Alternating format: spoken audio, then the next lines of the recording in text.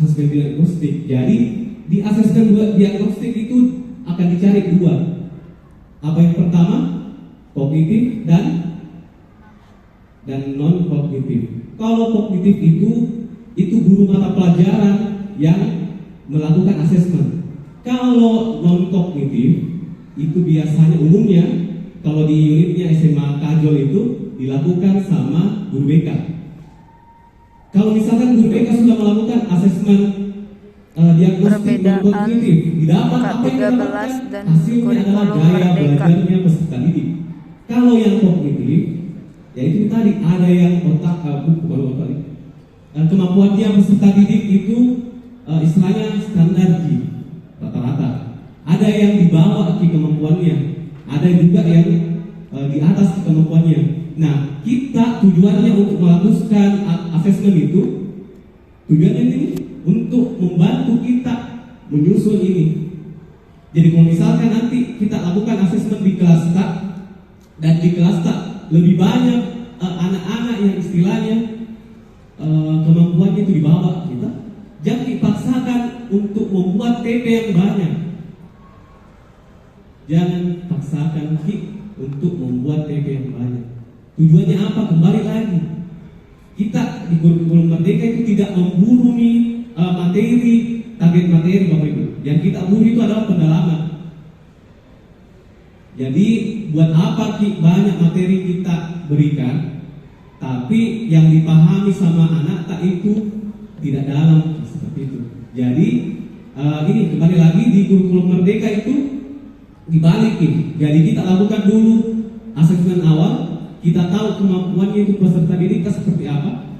Terus ketika hasilnya sudah keluar, berarti baru kita bisa buat TP-nya. Kalau misalkan kayak tadi kondisinya, jangan banyak buat terlalu banyak TP seperti itu. Yang simpel-simpel mau kalau sesuai dengan kondisi. Jadi bisa jadi guru informatika misalkan di SMA Kajol itu TP-nya berbeda dengan guru informatika di SMA Baruga, atau misalkan guru IPA di SMP Baruga itu bakalan beda di TP-nya sama guru guru yang ada di SMP Kajol seperti itu. Itu karena berdasar sama kondisi peserta didik seperti itu. Nah, kemudian lanjut untuk poin yang kedua, ini pengembangan modul ajar.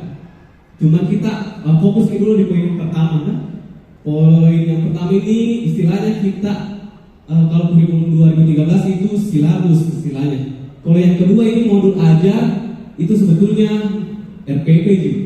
Cuman dikasih ini dilengkapi lagi dengan berbagai materi pembelajaran, lembar aktivitas siswa dan asesmen. Tujuannya apa? Ini sebagai grade-nya guru untuk bantu menggunakan metode juga yang terdiferensiasi. Yang kayak tadi itu, misalkan misalkan dalam satu kelas itu ada siswa yang cerdas, pasti beda perlakuan tak sama yang tidak seperti itu. Itu juga tujuannya ini modul ajar seperti itu. Lanjut, nah di sini alur pembelajaran. Ini alur pembelajaran disusun untuk menjadikan rangkaian tujuan pembelajaran sejak awal hingga akhir setiap fase dari satu capaian pembelajaran. Ini alur ini menjadi panduan guru dan siswa untuk mencapai capaian pembelajaran di akhir fase tersebut. Tujuan pembelajaran disusun secara kronologis berdasarkan urutan pembelajaran dari waktu ke waktu. Nah, di sini ada catatan pentingnya Bapak Ibu. Ini tadi itu sudah dibahas. Guru berhak untuk menyusun alur pembelajaran masing-masing. Kemudian pemerintah menyediakan beberapa set alur. Nah ini kalau misalkan kita sudah dapat link-linknya itu, sudah ada juga itu kayaknya beberapa di situ contoh-contoh modul belajar, ada juga di dalam itu contoh-contoh alur pembelajarannya. Cuman kembali lagi kita tidak harus sama karena istilahnya kebutuhannya peserta didik tak beda-beda. Nah ini dia konsep alur tujuan pembelajaran. Nah di sini saya ambil contoh fase A, kembali lagi. Di sini fase A, sebelum kita melanjut ke bab yang di bawah itu, alur tujuan pembelajaran atau tujuan pembelajaran saya bilang, maaf, itu terdiri dari 3 aspek. Yang pertama kompetensi, kemudian ada konten, kemudian ada variasi. Sebentar kita bahas apa-apa ini maksudnya kompetensi, apa-apa maksudnya konten, apa-apa maksudnya variasi. Nah, kita dulu lanjut lagi ke bagian bawah. Di situ fase A. Fase A dimulai di kelas 1 SD. Di sini ada, kalau dicontoh ini ada 4. Kebetulan ada 4 TP-nya di kelas 1. Kemudian lanjut TP tujuan pembelajaran. Tambah lagi 3 TP untuk tetap fase A, cuman dia sudah ranah kelas 2 seperti itu. Jadi Bapak Ibu sekalian, penulisan TP juga itu, misalkan ini untuk 1.1, 1.2, itu maksudnya sesuai dengan kelasnya. Kalau misalkan Bapak Ibu sekalian mengajar di kelas 7, berarti nanti TP tak dimulai dari 7.1. Kalau misalkan kita mengajar di kelas 10 SMA kelas 1 berarti 10.1 seperti itu. Nah, kemudian di terakhir itu kan ini fase A ada terdiri dari 2 tahun di Bapak Ibu. Kalau misalkan kembali lagi mungkin atau sudah Bapak Ibu sudah tahu bahwasanya di kurikulum Merdeka itu tidak ada yang namanya tinggal kelas. Yang ada itu adalah tinggal fase. Jadi itu tadi, kalau misalkan ada anak murid atau ada peserta didik yang istilahnya belum bisa memenuhi suatu TP, kita tulis note-nya di bawah. Siswa Ananda atas nama ini itu belum bisa melanjutkan ke TP 21.1. Kalau ini fasenya yang terdiri dari 2 angkatan. Tapi kalau fasenya 1 angkatan tidak masalah, karena kan 1 angkatan 1 fase. Kayak misalkan fase E itu kelas 10 SMA. Tapi kalau misalkan ada 2 fase, ada 1 fase di 2 angkatan, harus seperti itu. Harus kembali lagi bikin catatan seperti itu. Kemudian ini dia contohnya alur tujuan pembelajaran. Nah, di sini saya lagi ambil contoh. Kalau tadi siswa kelas 1 SD, kalau yang ini saya ambil mata pelajaran bahasa Indonesia. Ada di sini bahasa Indonesia? Ada bahasa Indonesia Bapak? Bahasa Indonesia? Tidak ada nih. Oh, tidak ada guru bahasa Indonesia. Oke. Nah, di sini saya ambil contoh bahasa Indonesia. Walaupun saya mengampu mata pelajaran ekonomi, di sini CP capaian pembelajarannya itu agak panjang Ki. Yang ini CP-nya berasal dari yang tadi, yang pemerintah tetapkan Ki, yang barusan di-share sama Ibu Lela itu. Kemudian disusun nih tujuan pembelajaran 5.1, kemudian 5.2, 5.3. Contohnya pelajar mampu membaca dengan Intinya lancar alur dan tujuan mudah pembelajaran itu serta terdiri memahami dari informasi dan beberapa kosakata tujuan baru pembelajaran. yang memiliki Mirip makna silabus. demonstratif Ini contohnya. literal. Kemudian nanti Untuk tekniknya ada Bapak Ibu. mengidentifikasi Kita, objek dan lanjut masalah dulu. itu Ini contoh dia. dari Kalau TP tujuan pembelajaran. sesuai dengan secara nasional seperti ini Ki penulisannya, teknisnya seperti itu.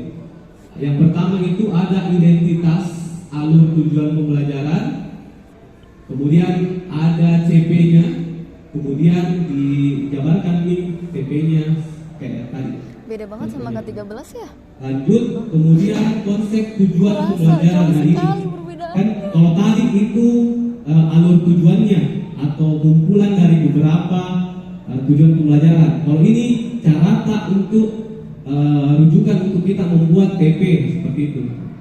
Ini TP merupakan deskripsi pencapaian 3 aspek.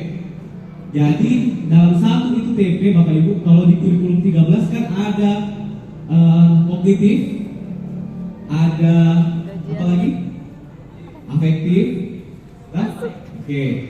Nah kalau di kurikulum Merdeka itu satu TP itu mencakup ketiganya untuk menjadi Kalau sebuah kita TP. biasanya berapa, Kemudian Kak? perusahaan TP Sebelum kenaikan. tidak hanya mencakup tahapan kognitif saja yang kayak ini, mengingat, memahami, mengaplikasikan, menganalisis, mengevaluasi, mencipta. Ada yang tahu Pak itu apa?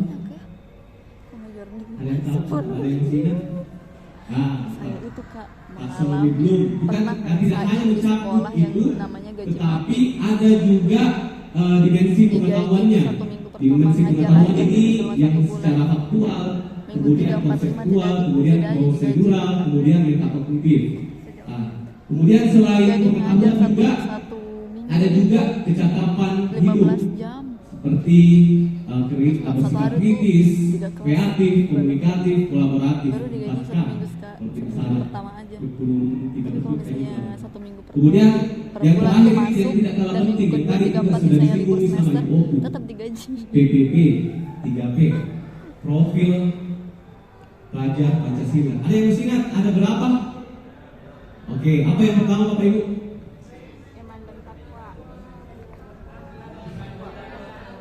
Oke, ya, beriman dan bertakwa dan berakhlak mulia, kemudian berkebinekaan global, kemudian bergotong royong, ada juga kreatif, ada juga bernalar kritis, dan ada juga mandiri. Jadi semua ini itu tercakup nih di TPTA seperti itu. Lanjut, nah ini dia contohnya. Contoh tuh ya Kalau hukum pembelajaran Newton berarti mata pelajaran apa? Tadi ada yang bahasa menjelaskan Indonesia. Sekarang hukum saya ambil Newton lagi hukum dengan Newton. menggunakan Di kata-kata sini sendiri apa dan itu? menceritakan fenomena dalam keseharian Kebetulan saya, yang menggambarkan dapatkan hukum contohnya Newton. mata pelajaran fisika mungkin. Merancang Salimah solusi mungkin. untuk Di SMP menyelesaikan sudah ada permasalahan dalam bidang Ada yang konservasi tahu sih? energi dalam skala Nggak ada. rumah tangga. Rata-rata Catatan Bapak Ibu apa? kompetensi kata kerja yang Apa menunjukkan mampu keterampilan mata aksi. pelajaran apa Ibu? Umumnya geografi,